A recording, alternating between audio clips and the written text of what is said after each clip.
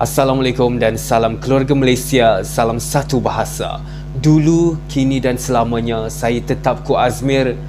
Pada hari ini, sedarkah kita bahawa bahasa penyatu bangsa. Ikat jerami muat ke kandar, selepas makan mandi di telaga, ucap difahami wasangka terhindar, bahasa kebangsaan penyatu bangsa. Saya pasti ramai yang sudah menonton animasi Upin dan Ipin, bukan? Begitu banyak kanak-kanak, comel dan berbahasa Melayu. Kawan baik mereka Mei, seorang Cina yang ayu dan seorang budak India Punjabi yang bernama Jarjit. Mereka hidup ceria, gembira dan aman sentosa. Mereka lah gambaran keluarga Malaysia yang hidup bahagia dan menggunakan satu bahasa sebagai wadah penyatuan bangsa di bumi pertiwi tercinta. Keluarga Malaysia, ayo kita sama-sama mentafsir dari hati ke hati tentang kemampuan, kekuatan dan kehebatan bahasa Melayu untuk menjadi tonggak penyatuan bangsa. Pada 1 September tahun 1967, Seri Paduka Baginda yang di-Pertuan Agong telah mengisytiharkan bahawasanya bahasa Melayu sebagai bahasa rasmi negara yang tunggal bagi Persekutuan Malaysia. Pengisytiharan ini adalah ekoran daripada tindakan Parlimen yang telah meluluskan rang undang-undang kebangsaan dalam sidangnya yang berlangsung pada bulan Mac 1967 dahulu. Timbul tanda tanya bagaimana bahasa Melayu ini diangkat sebagai satu lingua franca pada zaman kegemilangan tamadun Melaka yang telah tercatat dalam kitab Sulalatus Sulatin peranan Tun Sri Lana. Tidak lain dan tidak bukan, bahasa Melayu adalah bahasa yang indah, yang cukup mudah. Bagi sebuah negara yang dihuni oleh masyarakat berbilang kaum, agama dan budaya, perpaduan adalah sangat penting dalam menjamin keharmonian negara. Perpaduan merupakan intipati yang sering dilaungkan oleh pemimpin dalam menjamin kelangsungan keamanan negara. Sejarah juga telah membuktikan bahawasanya bahasa Melayu, kesanggupan masyarakat, pluraliti mengguna pakai satu bahasa sebagai bahasa pengantar telah mewujudkan satu keadaan perniagaan dan kehidupan berkomuniti dan yang harmoni.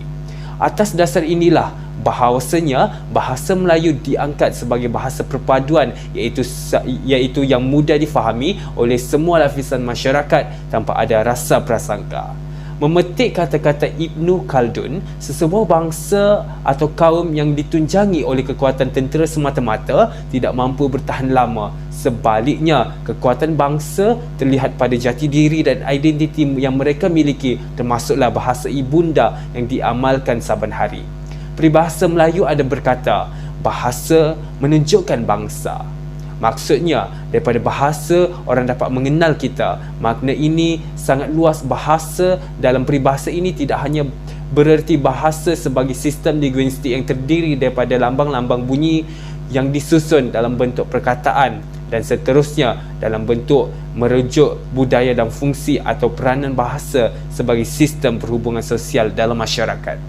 Sejarah membuktikan bahawasanya bahasa Melayu mampu menjadi bahasa lingua franca. Pada zaman kegemilangan zaman Kesultanan Melayu Melaka, bahasa Melayu dituturkan oleh semua pedagang dari Arab, China, India dan Eropah. Ketika itu, bahasa Melayu dianggap sebagai bahasa perpaduan dan bahasa berkomunikasi antarabangsa. Dianggarkan lebih daripada 300 juta orang di seluruh dunia boleh bertutur dalam bahasa Melayu. Atas faktor tertentu, bahasa Melayu ini dikenali juga sebagai bahasa Malaysia. Bahasa Melayu merupakan antara 10 bahasa di dunia yang mempunyai penutur yang begitu ramai. Keluarga Malaysia. Pada hari ini, Perdana Menteri Datuk Seri Ismail Sabri Yaakob berharap skop kerjasama antara negara ASEAN dapat dirancang dengan lebih rapi supaya bahasa Melayu kembali dijadikan lingua franca.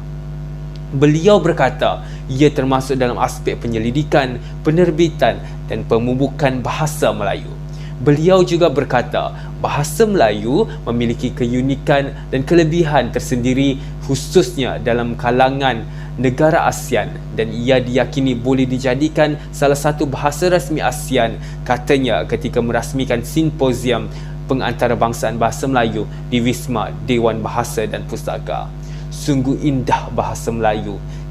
Oleh itu, memetik kata-kata pendeta Zabbar, bahasa menunjukkan bangsa. Hal ini membuktikan bahawasanya di Malaysia, biarpun kita mempunyai rakyat yang berbilang bangsa, namun kita tetap bersatu dengan satu bahasa.